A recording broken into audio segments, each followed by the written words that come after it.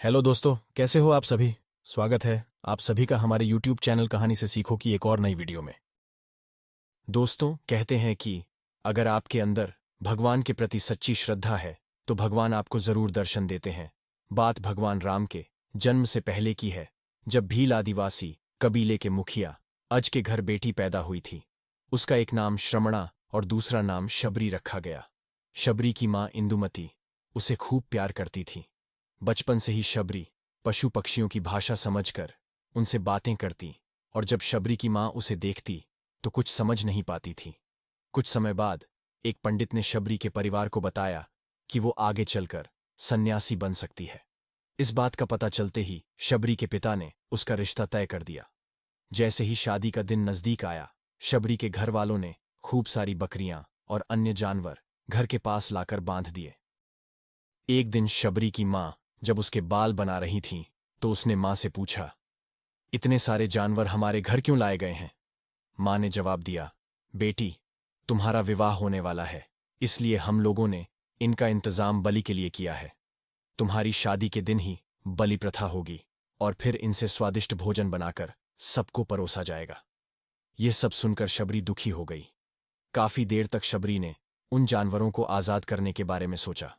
सोचते सोचते शबरी के मन में हुआ कि अगर ये जानवर यहां नहीं होंगे तो इनकी बलि रुक सकती है। ऐसा नहीं हुआ तो मेरे घर से कहीं चले जाने पर ही यह बलि रुकेगी। जब मैं ही नहीं रहूंगी तब न विवाह होगा और न ही बलि प्रथा। इससे मासूम जानवर बच जाएंगे। इसी सोच के साथ जानवरों को रखी गई जगह पर शबरी पहुंची। उसने सोचा कि उन्हें खोल देती हूं, लेकिन वो ऐसा नहीं कर पाई। उसके बाद शबरी जंगल की तरफ भागने लगी। भागते भागते शबरी अर्शमुख पर्वत पहुंच गई। वहां करीब 10,000 अर्शी रहा करते थे। शबरी को लगा कि वो भी इसी जंगल में किसी तरह अर्षि मुनियों की सेवा करके अपना जीवन जी लेगी। वो चुपचाप उसी जंगल में एक हिस्से में किसी तरह से रहने लगी। शबरी रोजाना ऋषि मुनियों की झोपड़ी के आगे झाड़ू लगाती और हवन के लिए लकड़ियां भी लाकर रख देती। ऋषि मुनियों को समझ नहीं आ रहा था कि जंगल में उनके काम अपने आप कैसे हो रहे हैं। एक दिन शबरी को किसी ऋषि ने देख लिया। उसे देखते ही उसका परिचय पूछा। जैसे ही शबरी ने बताया कि वो भील आदिवासी परिवार से संबंध रखती है, तो उसे ऋषियों ने खूब डांट लगाई। शबरी को इस बात का बिल्कुल भी पता नहीं था कि उसकी जाति छोटी है और उसे ऋषियों द्वारा जाति की वजह से अपमान सहन करना पड़ेगा। इतना सब होने के बाद भी शबरी हर ऋषि मुनि के दरवाजे पहुंचती और उनके आंगन में झाड़ू लगाकर उनसे गुरु दीक्षा देने के लिए कहती। हर कोई शबरी को उसकी जाति की वजह से अपने आश्रम से भगा देता था। ऐसा होते होते काफी समय बीत गया। उसके बाद शबरी मतंग ऋषि की कुटिया में पहुंची। वहां पहुंचकर मतंग ऋषि को शबरी ने बताया कि वो उनसे गुरु दीक्षा लेना चाहती है। उन्होंने खुशी खुशी उसे अपने गुरुकुल में रहने दिया और भगवान से जुड़ा ज्ञान देते रहे।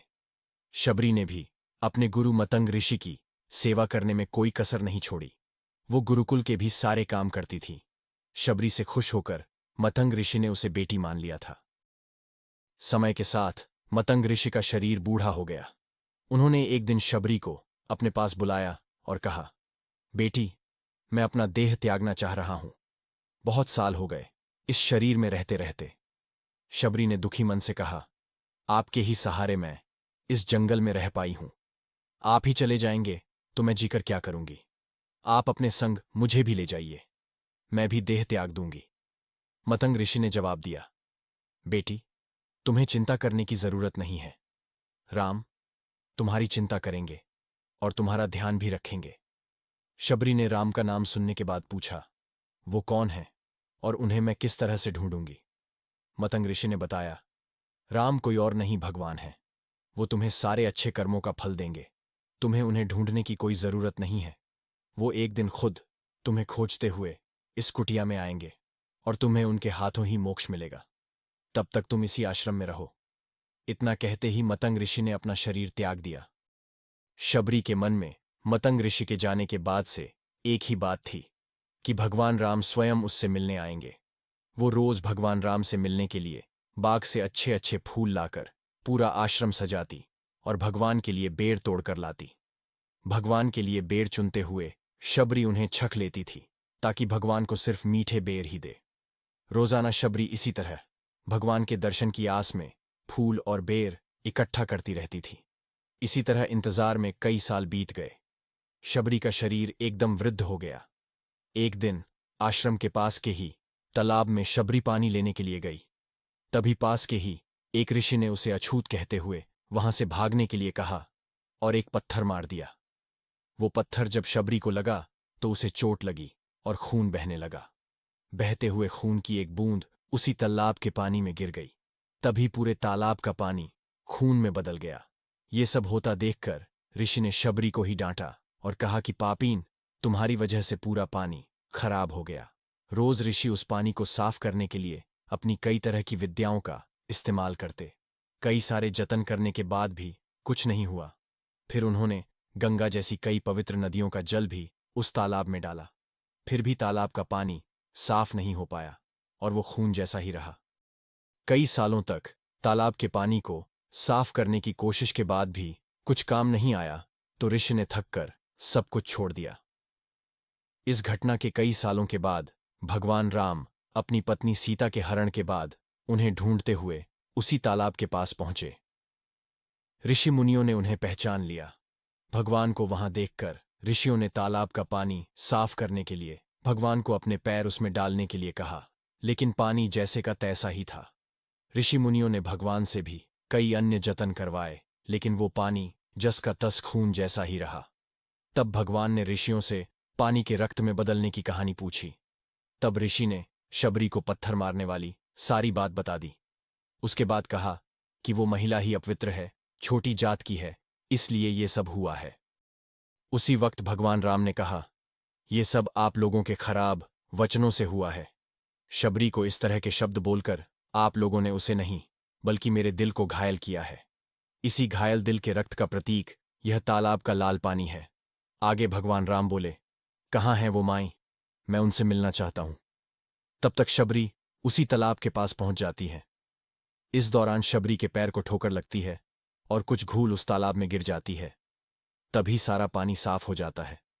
भगवान सबसे कहते हैं कि देखिए, आप लोगों ने क्या कुछ नहीं किया, लेकिन पानी साफ नहीं हो पाया। अब भी सिर्फ इनके पैर की थोड़ी सी धूल ने ही तालाब का पानी साफ कर दिया। भगवान राम को शबरी पहचान चुकी थी। उन्हें प्रणाम करके शबरी ने कहा, भगवान, आप मेरे साथ कुटिया में चलिए। भगवान भी खुशी खुशी शबरी के साथ चल पड़े। फूलों से शबरी ने भगवान राम का स्वागत किया। वो सीधे बेर तोड़ने के लिए भाग गईं और छक छक कर उनके लिए बेर लेकर आई। उन्होंने बड़े ही प्यार से भगवान राम और उनके भाई लक्ष्मण को बेर दिए। भगवान राम ने भी उतने ही प्यार से उन बेर को खाना शुरू किया। तभी बेर देखकर मुंह बनाते हुए लक्ष्मण ने कहा, भैया, ये बेर झूठे हैं, इन्हें आप कैसे खा सकते हैं? भगवान ने जवाब दिया, लक्ष्मण, ये झूठे नहीं बल्कि बहुत मीठे हैं। शबरी माई हम दोनों के लिए ये बहुत प्यार से तोड़कर लाई हैं। इतना कहकर भगवान राम प्यार से उन बेर को खाने लगे। भगवान ने जाते हुए शबरी माई से कहा, आप मुझसे जो चाहे वो मांग सकती हैं। शबरी ने उन्हें कहा, मतंग ऋषि के कहने पर मैं आज तक सिर्फ आपके दर्शन करने के लिए जी रही थी। अब आप मुझे मोक्ष प्रदान कीजिए। मैं अपना शरीर आपके सामने ही त्यागूंगी। उसी वक्त शबरी ने अपना शरीर त्याग दिया।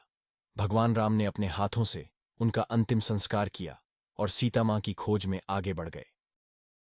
दोस्तों, मुझे पूरी आशा है कि आज की यह वीडियो आपको जरूर पसंद आई होगी।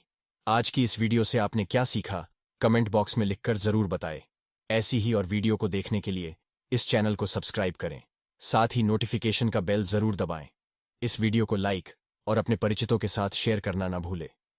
तो फिर मिलते हैं एक और नई वीडियो के साथ। आप सभी का इस वीडियो को देखने के लिए बहुत बहुत धन्यवाद।